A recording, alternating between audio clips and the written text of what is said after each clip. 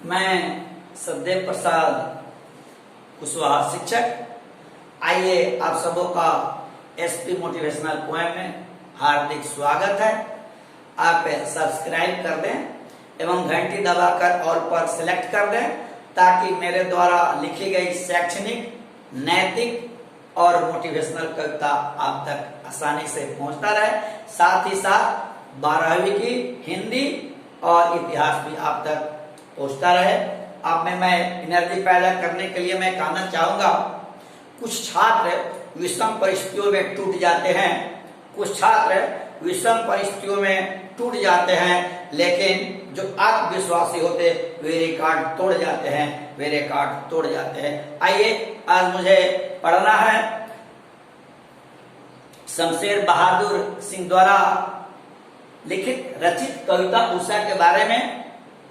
तो हम जानते हैं कि सूरज की किरणें जो आती है, सूरज की किरणें जो अपनी लालिमा सहित जो सूरज की किरणें मेरे पास आती है, तो सूरज की किरणें जो लालिमा जो आती है, धरती को चूमती है, पेड़ पौधे को चूमती है, या यूं कहा जाए छूती है, उसके पहले के काल को ही हम उषा काल कहते हैं। या इसको ऐसे समझे कि सूरज के सूर्योदय होने के पहले के काल को ही हम उषा काल कहते हैं। लेकिन इस कवि को प्राकृतिक सौंदर्य से बड़ा ही लगाव है, बड़ा ही प्रेम है, और कवि प्रगतिशील विचार के हैं। इन्हें अपना प्राकृतिक सौंदर्य बड़ा ही अच्छा लगता है, इसलिए उन्होंने उषा पर प्रकाश डाला है और उन्होंने मुझे दर्शाया है, मुझे स्पष्ट किया है कि जब सूरज की किरणें धरती पर आती है और वह सूरज की लालिमा जो मेरे पास आती है, तो सूरज की लालिमा आने के पहले आकाश में जो कालिमा रहती है वह धीरे धीरे समाप्त होने लगता है। जब सूरज की किरणें मेरे पास पहुंचती है तो आकाश उस समय अपने कालीपन का परित्याग करता हुआ दिखाई पड़ता है, जिसमें हल्का सा आकाश में भी लालीपन दिखाई पड़ने लगता है। और सूर्योदय के पहले, सूरज की किरणें आने के पहले जो आकाश में जो कालिमा है, उसी को शमशेर बहादुर सिंह ने क्या कहा है? काली सील भी कहा है। क्या कहा है? काली जैसी है सूरज है, सूरज की किरणें हैं, सूरज की किरणें आ रही है और सूरज की किरणें अगर जैसे अंधेरा है तो पूरा काली पट्टी है। इसी काली पट्टी को कवि ने काली सील भी कहा है, काली सलेट भी कहा है, इसे नीले शंख भी कहा है, इसको चौका भी कहा है। इसलिए आपसे पूछेगा कवि ने आकाश का रंग कैसा है, क्या उसने अपना विचार दिया, तो लिखेंगे कि कवि ने यह विचार व्यक्त किया कि आकाश का रंग राख के समान है, आकाश का रंग राख से लिपे हुए चौके के समान है। तो इस जो पट्टी मुझे दिखाई पड़ रही है, इसी को कवि ने क्या कहा?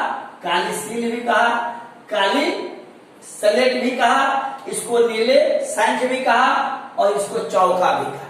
चौका हम लोग ऐसे स्थान को कहते हैं जहां महिलाएं जगने के बाद, मेरी बहनें या माँ जगने के बाद सबसे पहले चौका में घर को लिपने का काम करती है। तो चौका का जो रंग है, तो चौके का जो रंग लिपने के बाद जो दिखाई पड़ता है, ठीक वही रंग आकाश का यह दिखाई पड़ रहा है।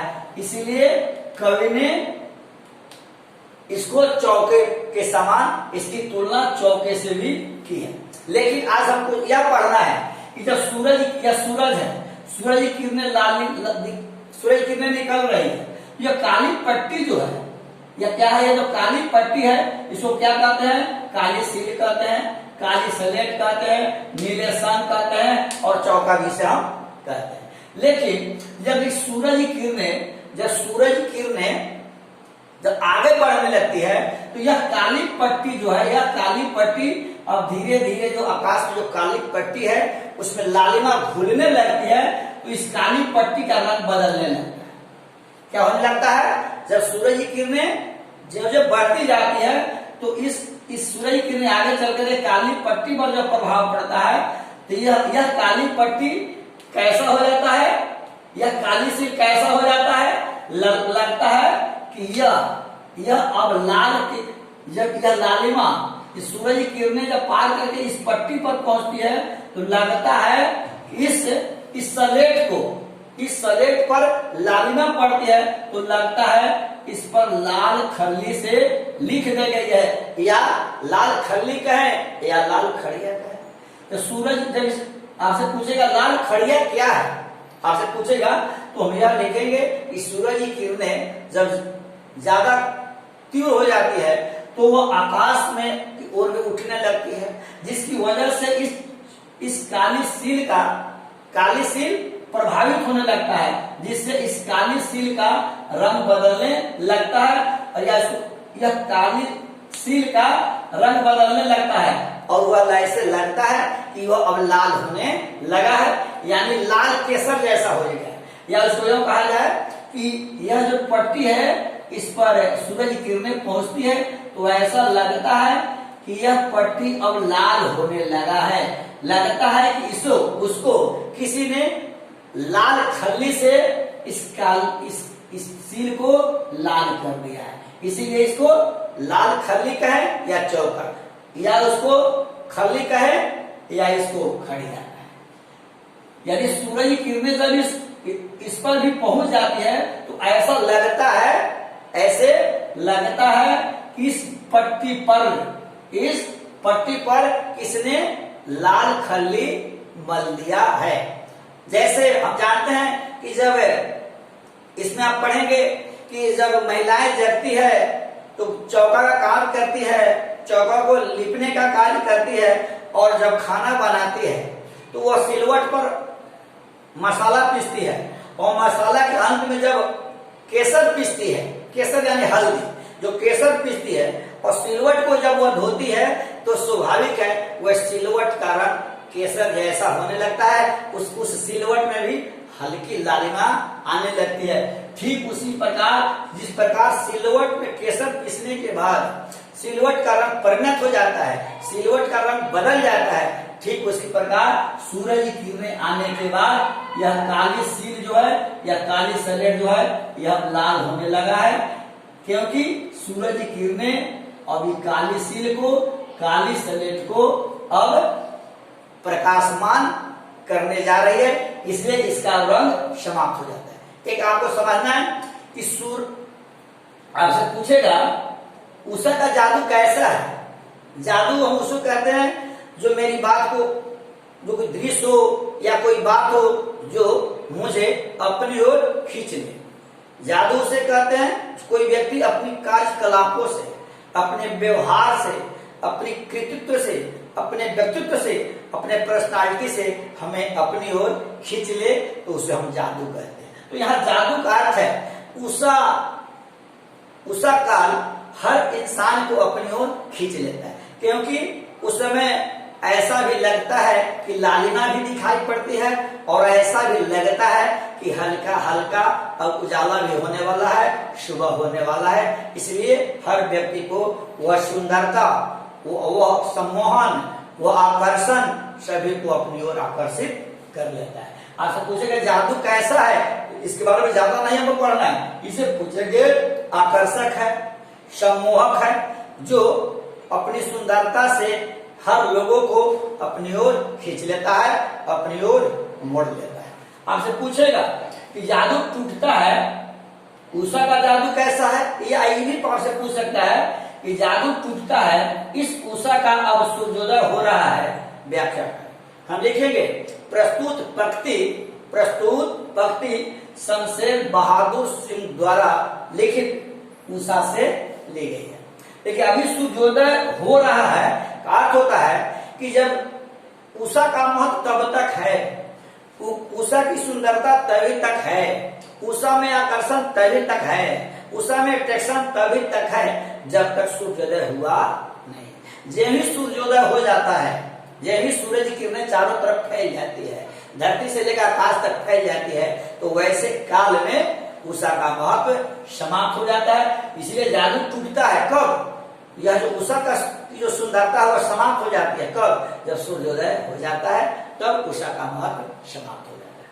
आपसे पूछेगा कि नीले जल में किसकी गौरदेह हिल रही है? नीले जल में किसकी गौरदेह हिल रही है? ऐसा आप कल्पना करें, हम यह कहेंगे आकाश का रंग नीले जल के समान है, क्योंकि हम यही मानते हैं आकाश का रंग जो रंग है वही जल का भी रंग होता है। आकाश का रंग नीले जल के समान है और उसमें सूरज की किरण ऐसे हिल रही है, उसमें सूरज की किरणें यानी जल में सूरज की किरणें ऐसे हिल रही है मानो किसी रूपसी की गोरी काया उसमें झिलमिल कर रही हो, यानी किसी सुंदरी की गोरी काया उसमें अठखेलिया कर रही हो, यानी झिलमिल कर रही हो। तो जब भी पूछेगा कि नीले जल में किसकी गौरदेह हिल रही है, तो लिखेंगे, हम यह समझ लेंगे कि जब किसी जल में या किसी नदी में या तालाब में सूरज की किरणें जब पड़ती है और वो जब पानी हल्का सा हिलता रहता है, तो उसको देखकर ऐसा लगता है कि वह मुझे अपनी ओर खींच रहा है। तो झिलमिल होने की वजह से जल में जो सुंदरता है उसी को कवि ने उसकी तुलना एक रूपसी के देह से की। अगला प्रश्न है, प्रातः नभ की तुलना नीले संग से क्यों की गई है? इसलिए हमने कहा ना कि नीले, यह जो है आकाश का रंग कैसा है? नीले आकाश के समान है। इसे आपसे पूछेगा प्रातः नभ की तुलना नीले संग से क्यों की गई है? जिस तरह प्रातः काल में हल्की नीलिमा रहती है, ठीक वही रंग शंख का होता है। जिस तरह उषा काल में जो आकाश का रंग होता है, ठीक वही रंग शंख का होता है, राह का होता है। इसीलिए कवि ने प्रातः काल की तुलना नभ से की है। आपसे पूछेगा कि नील जल में किसकी गौरदेह हिल रही है, तो हम यही लिख देंगे कि सूरज की किरणें पल पल बढ़ने की वजह से रूपसी नारी की गोरी देह हिल रही है। इतना ही है। और आपसे पूछेगा किस कविता के बिंब योजना पर टिप्पणी लिखी। तो बिंब योजना की पर टिप्पणी लिखने की बात आए तो पूरे प्राकृतिक सौंदर्य को हम दर्शाते हैं। यही लिखेंगे, जब सूरज, वही लिखेंगे सूरज की किरणें आने, जो सूरज की किरणें जब लालिमा या सूरज की लालिमा जो धरती पर आती है, धरती को चूमती है, हमको छूती है, उसके पहले आकाश का रंग हल्का धूमिल सा दिखाई पड़ता है, राख सा दिखाई पड़ता है। उस काल को हम लोग उषा काल कहते हैं। और फिर लिखेंगे, लेकिन जब उषा काल जब सूर्योदय और बढ़ने लगता है, सूरज की किरणों में जब गति आने लगती है, तो आप इस काली सील का, इस काली स्लेट का रंग जो है धीरे धीरे या सूरज की किरणें जो बढ़ती जाती है, यह कालीमा समाप्त हो जाती है और यह काली सील कुछ देर के बाद लाल हो जाता है और सूरज की किरणें ज्यादा प्रज्वलित हो जाती है, सूरज की गति ज्यादा तीखी हो जाती है, सूरज की गति ज्यादा जब तीव्र हो जाती है, तो यह उषा काल, यह काली सील जो है समाप्त हो जाता है और उषा काल भी समाप्त हो जाता है। लेकिन फिर हम लिखेंगे कि कवि ने इस काली सील की तुलना किससे की है? राख से की है, नीले संग से की है।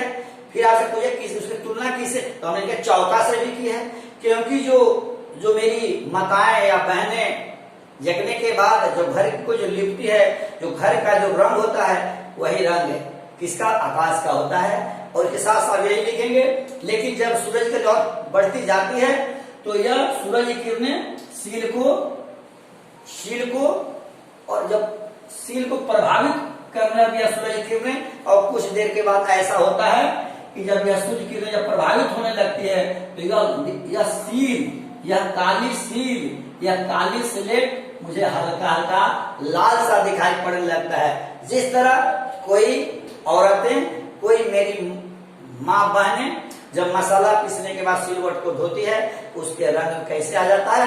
हल्की सी लालिमा आ जाती है।